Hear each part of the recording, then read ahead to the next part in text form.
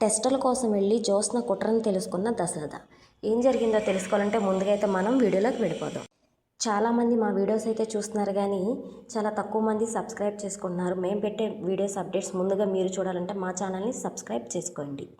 Video కనుక నచ్చినట్టయితే like చేయండి, షేర్ చేయండి, పక్కనే ఉన్న బెల్ ఐకాన్ని ఆల్ ట్యాప్ చేయండి.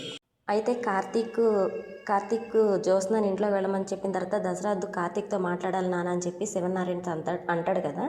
అలా అన్నినప్పుడు మీ ఇద్దరు మాట్లాడుకోండి అని చెప్పి శివనారాయణ లోపలికి వెళ్ళిపోతాడు కదా. వెళ్ళిపోయిన తర్వాత కార్తీక్తో దశరథ్ అంటాడన్నమాట. అయితే నేను మళ్ళీ ఒకసారి జ్యోత్స్నకి టెస్టులు చేపిద్దాం అనుకుంటున్నాను కార్తీక్, నువ్వేమంటావంటే ఎన్నిసార్లు చేపించినా నెగిటివ్ అనే వస్తుంది కదా మావయ్య అని మనసులో అనుకుని, మీ ఇష్టం మావయ్య, మీరు చేపిస్తానంటే నేను కాదంటానా, ఇది అత్త ప్రాణాలకు సంబంధించింది కదా, మీరు ఎలా అంటే అలా చేపించండి దాన్నేముంది అని చెప్పి అయితే కార్తీక్ అంటాడు. ఇంకా అలా అన్నప్పుడు దశరథ్ కూడా సరే టెస్టులు చేపిద్దామని చెప్పి అయితే మనసులో అనుకుని, సరే చాలా పొద్దుపోయింది కదా కార్తీక్, నువ్వు ఇంటికి వెళ్ళి అని చెప్పి అయితే కార్తీక్ని ఇంటికి వెళ్ళమంటాడు. ఇంకా అలా వెళ్ళమన్న తర్వాత కార్తీక్ అయితే ఇంకా ఇంటికి వెళ్తాడు. ఇంటికి వెళ్ళిన తర్వాత దశరథ్ ఆలోచిస్తూ ఎలా చేపించాలి, ఇప్పుడు ఆల్రెడీ రిపోర్ట్స్ ఎందుకు నెగిటివ్ వచ్చినాయి, జ్యోత్స్న ఎందుకు భయపడుతుందని అయితే ఆలోచిస్తూ ఉంటాడు. ఖచ్చితంగా దీని వెనక ఏదో కుట్ర అయితే ఉంది, దీన్ని ఎలా నేను కనుక్కోవాలి, ఎవరిని అడిగినా సరే ఎవరో చెప్తాడు, దాసు ఏమయ్యాడో తెలియట్లేదు అని చెప్పి ఆలోచిస్తూ ఉంటే అమెరికాలో ఉన్న తన ఫ్రెండ్ అయితే దశరథకి గుర్తొస్తాడన్నమాట. ఇంకా తన ఫ్రెండ్కి అయితే కాల్ చేసి హాయ్ రామ్ అని చెప్పి అయితే దశరథ మాట్లాడుతూ ఉంటాడు. చెప్పు దశరథ, చాలా రోజుల తర్వాత నేను నీకు గుర్తొచ్చినట్టున్నాను, ఏమైంది అని చెప్పి అయితే మాట్లాడుతూ ఉంటాడు. మాట్లాడేసరికి ఎలా ఉన్నారా, నాకు ఒక సమస్య వచ్చింది, నేను ఒకసారి నీతో మాట్లాడదాం అనుకుంటున్నాను అని చెప్పంటే చెప్పు దశరథ అని చెప్పి అంటాడనమాట. ఇంకా అలా అనేసరికి ఇలా జరిగింది జ్యోత్స్న రిపోర్ట్స్ గురించి, జ్యోత్స్న ఇలా వచ్చింది నెగిటివ్ గురించి, ఇవన్నీ అయితే జ్యోత్స్న మాట్లాడింది ఏ టు జెడ్ మొత్తం అంతా తన ఫ్రెండ్కి అయితే దశరథ చెప్తాడన్నమాట.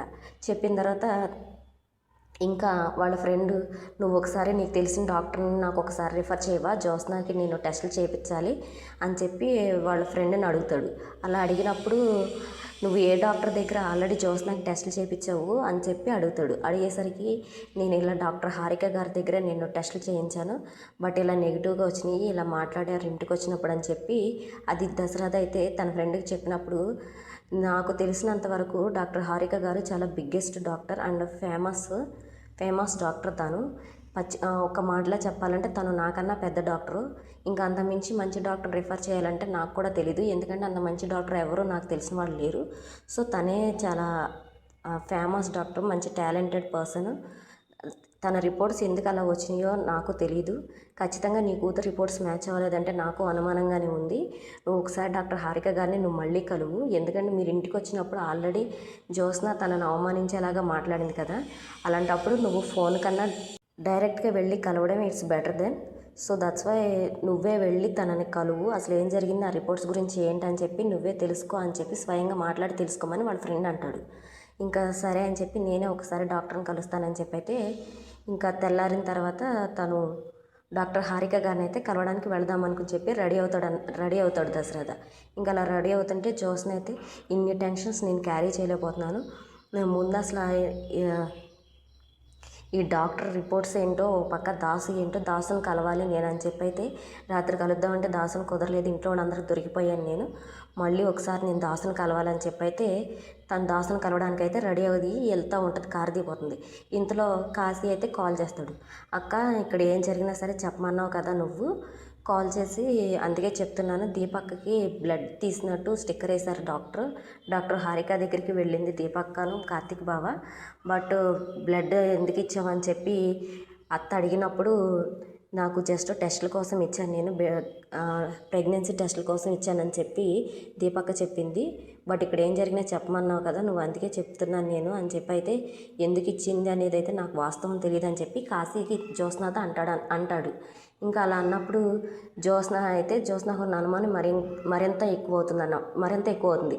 అయ్యేసరికి ఖచ్చితంగా బావకి ఏదో నిజం తెలిసింది, అందుకే అన్నీ తెలిసినట్టు మాట్లాడుతున్నాడు, నేను తెలియదులే జస్ట్ ఏదో అడుగుతున్నాడు సింక్ అవుతుంది అనుకున్నాను, ఖచ్చితంగా నిజం ఏదో తెలిసింది, నేను ముందు డాక్టర్ హారిక గారిని కలవాలని చెప్పి డాక్టర్ హారిక దగ్గరికి వెళుతుందన్నమాట. వెళ్తుంటే తన దగ్గర ఉన్న దాసుని కిడ్నాప్ చేసిన రౌడీలతో కాల్ చేసి ఇలా డాక్టర్ హారిక వాళ్ళు ఇలా వాళ్ళ పాపని కిడ్నాప్ చేయి పలానా స్కూలు అని చెప్పి డీటెయిల్స్ అవి రౌడీకి ఫార్వర్డ్ చేసి కిడ్నాప్ చేయమని జ్యోత్స్న అయితే కాల్లో చెప్తుంది. ఇంకా అలా చెప్పినప్పుడు ఓకే అని చెప్పి వాళ్ళు కిడ్నాప్ చేసి ఆ ఫోటో కిడ్నాప్ చేసిన వీడియో ఏదైతే ఉందో అది జ్యోత్స్నకి ఫార్వర్డ్ చేస్తారు. ఫార్వర్డ్ చేసినప్పుడు జ్యోత్స్న ఇంకా ఆ వీడియో తన దగ్గర పెట్టుకుని హారిక దగ్గరికి వెళ్ళి బాగున్నారా డాక్టర్ అని చెప్పి అయితే హారికని అడుగుతుంది. అలా అడిగినప్పుడు మేము మంచి డాక్టర్స్ కాదు కదా, మేము అన్నీ తప్పుగా రిపోర్ట్స్ ఇస్తాం, అయినా నువ్వు నా దగ్గరికి ఎందుకు వచ్చావు, ఏం అవసరం వచ్చింది, నేనంత సరైన డాక్టర్ని కాదు కదా అని చెప్పి హారిక హారిక అంటుంది. అలా అంటున్నప్పుడు పర్వాలేదులే డాక్టర్, మాట్లాడుకుందాం, దానిదేముంది, మీరు బెస్ట్ డాక్టర్ కాదో లేదనేది మీకు తెలుసు, నాకు తెలుసు, ముందు మీరు కూర్చోండి అని చెప్పి తన ఇంట్లోనే తనని కూర్చోమంటుంది. కూర్చోమనేసరికి ఎందుకు వచ్చావు జ్యోత్స్న అని చెప్పి డాక్టర్ అడుగుతుంది. అడిగినప్పుడు నిన్న కార్తీక్ దీప మీ దగ్గరికి వచ్చారు కదా అని చెప్పి జ్యోత్స్న అడిగితే వచ్చారు అంటే ఎందుకు వచ్చారు అని చెప్పి అడుగుతుంటే అవన్నీ నీకు చెప్పాల్సిన అవసరం లేదు, ఇట్స్ ఎ ప్రొఫెషన్, అది నా ప్రొఫెషన్కి సంబంధించింది, నీ దగ్గర అన్నీ చర్చించాలా ఏంటి నేనని చెప్పి హారిక గారు అంటారు. అడిగినప్పుడు చెప్పండి డాక్టర్, కొన్ని విషయాలు అడగంగానే చెప్పాలి, ఇలా విసిగించకూడదని చెప్పి జ్యోత్స్న అంటుంది. అనేసరికి ప్రెగ్నెన్సీ టెస్టుల కోసం వచ్చారంటే అబద్ధం చెప్తున్నారు మీరు అని చెప్పి జ్యోత్స్న అంటుంది. నేను చెప్పేది నిజమంటే ప్రెగ్నెన్సీ టెస్ట్కి రాలేదని నీకు తెలుసు, నాకు తెలుసు, నిజం చెప్పండి డాక్టర్ అని చెప్పి జ్యోత్స్న అంటుంది. అనేసరికి నువ్వేం అడగాలనుకుంటున్నావు స్ట్రైట్గా అంటే వాళ్ళు మా అమ్మ హెల్త్ గురించి వాళ్ళు బోన్ మ్యారో ట్రాన్స్ప్లాంటేషన్ సంబంధించిన టెస్టుల కోసం బ్లడ్ ఇచ్చారని చెప్పి నేను అంటున్నాను అని చెప్పి జ్యోత్స్న అంటుంది. అవును, అయితే ఏంటి ఇప్పుడు అని చెప్పి డాక్టర్ గారు అంటారు. అయితే నీకు కూడా నిజం తెలిసిపోయిందా డాక్టర్ అని చెప్పి జ్యోత్స్న అంటుంది. జ్యోత్స్న అలా అంటుంటే హారిక గారు ఏం తెలుసుకోవాలనుకుంటున్నావు నువ్వు జ్యోత్స్న ఫస్ట్ ఆఫ్ ఆల్ అని చెప్పి డాక్టర్ అంటుంటే నాకు నిజం కావాలి, మీకు నిజం తెలుసు కదా అని చెప్పి అంటుంది. అనేసరికి లేదు, నాకే నిజం తెలియదు అని చెప్పి డాక్టర్ అంటారు. అనేసరికి నిజం చెప్పండి డాక్టర్ అని చెప్పి డాక్టర్కి గన్ అయితే గురి పెడుతుంది జ్యోత్స్న గురి పెట్టినప్పుడు వెనక నుంచి డాక్టర్తో మాట్లాడాలని చెప్పి దశరథ అయితే డాక్టర్ ఇంటికి వచ్చి వెనక నుంచి తను ఏం మాట్లాడుతుంది ఏంటి డాక్టర్తో జ్యోత్స్న అని చెప్పి అయితే మొత్తం తను మాట్లాడేదంతా అయితే దశరథ వింటాడు. నా కూతురు భయపడడానికి ఈ డాక్టర్కి ఏంటి సంబంధం అని చెప్పి అయితే తను ఆలోచిస్తూ నిజాలని చెప్పి జ్యోత్స్న మాట్లాడాయన్నీ చెప్పి వింటూ ఉంటాడు దశరథ. వినేసరికి ఇంకా జ్యోత్స్నకైతే నిజం తెలియక మొత్తం అంతా మాట్లాడేస్తుంటే ఇప్పుడు మా బావను దీప మీ దగ్గరికి వస్తారు టెస్ట్ రిపోర్ట్స్ గురించి, ఖచ్చితంగా మీరు నెగిటివ్ వచ్చిందని చెప్పి చెప్పండి అంటే నేను అలా చెప్పను, నా వృత్తికి విరుద్ధంగా నేను ఏ పని చేయను, ప్రాణం పోయినా సరే నా ప్రాణాన్ని కూడా నేను లెక్క చేయను అని చెప్పి నా ప్రొఫెషన్కి విరుద్ధమైన పనులు నేను చేయనని చెప్పి డాక్టర్ అంటుంది. మీరు చేస్తారు డాక్టర్, ఖచ్చితంగా చేస్తారని చెప్పి గురిపెట్టే మాట్లాడుతుంది. నువ్వు నా ప్రాణం తీసినా సరే నేను చెప్పను అబద్ధం అని చెప్పి డాక్టర్ అంటుంది. అలా అనేసరికి మీ గురించి మీరు లెక్క చేయకపోవచ్చు, కానీ మీ బలహీనత అంటే నాకు తెలుసు అని చెప్పి తన కూతుర్ని కిడ్నాప్ చేసిన వీడియో అయితే డాక్టర్ చూపిస్తుంది. డాక్టర్ చూపించేసరికి నా బిడ్డ నీ దగ్గరికి ఎలా వచ్చిందంటే వస్తే డాక్టర్ అలా మేము తెప్పించుకుంటాం కదా మా అవసరానికి, నేను ఎన్నో కుట్రలు చేశాను, ఈ పాపను చంపడం నాకు పెద్ద లెక్కేం కాదు, నేను చెప్పినట్టు చేయకపోతే నీ బిడ్డ ప్రాణాలు నా చేతిలో ఉన్నాయి అని చెప్పి జ్యోత్స్న డాక్టర్ గారిని బెదిరించేసరికి ఇంకా చేసేదేమీ లేక డాక్టర్ కూడా సరే నువ్వు చెప్పమన్నాడు చెప్తాను, దయచేసి నా బిడ్డని ఏం చేయొద్దు నువ్వు అని చెప్పి డాక్టర్ అంటుంది. అనేసరికి ఓకే నువ్వు చెప్పినట్టు చేస్తానని చెప్పి నిజంగానే ఇంకా కార్తీక్ దీప అయితే రిపోర్ట్స్ కోసం వస్తాడు. ఇంకా దశరథ అవన్నీ వినేసి ఎందుకు చేస్తుంది, నిజంగానే జ్యోత్స్న నా కూతురు కదా, దీపే నా కన్న కూతురా, ఎందుకు నాకు ఇన్ని రోజులు తెలియదు, అసలు ఏం జరిగింది ఏంటని చెప్పి కాదు నేనే తప్పుగా ఆలోచిస్తున్నానని చెప్పి తను వాస్తవాన్ని గ్రహించుకోలేక ఆలోచించుకుంటూ అయితే ఇంటికైతే వెళ్తాడు.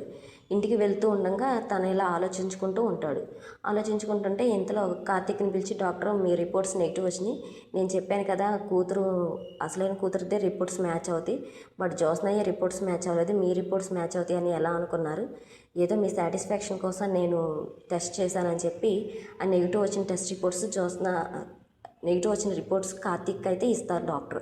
ఇచ్చేసరికి మీరు నిజం చెప్పండి డాక్టర్ అని చెప్పి కార్తీక్తో అంటారు. నిజం కార్తీక్, నీకు అబద్ధం చెప్పాల్సిన అవసరం నాకేంటని చెప్పి డాక్టర్ భయపడుతూ తనకైతే బాగా స్వెట్టింగ్ వస్తుంది, తను చేస్తుంది తప్పని తనకు తెలుసు కాబట్టి. కార్తీక్ అయితే అవన్నీ గమనిస్తూ ఉంటాడు. ఓకే ఖచ్చితంగా ఏదో జరిగింది, ఇది కూడా జ్యోత్స్న కుట్రైనా లేకపోతే నిజంగానే డాక్టర్ గారు ఏదన్నా దాస్తున్నారా, డాక్టర్ అలాంటి వాళ్ళు కాదని చెప్పి అయితే ఆలోచించుకుంటుంటారు. అయితే డాక్టర్ గారే నిజాన్ని బయటపెడతారా, లేకపోతే వాస్తవాన్ని దశరథ్ గారే తెలుసుకుని బయటపడతారా అనేది మనం రాబోయే ఎపిసోడ్స్లో అయితే చూద్దాం. వీడియో కనుక నచ్చినట్టయితే లైక్ చేయండి, షేర్ చేయండి. మరిన్ని అప్డేట్స్ కోసం మన ఛానల్ని సబ్స్క్రైబ్ చేసుకోండి.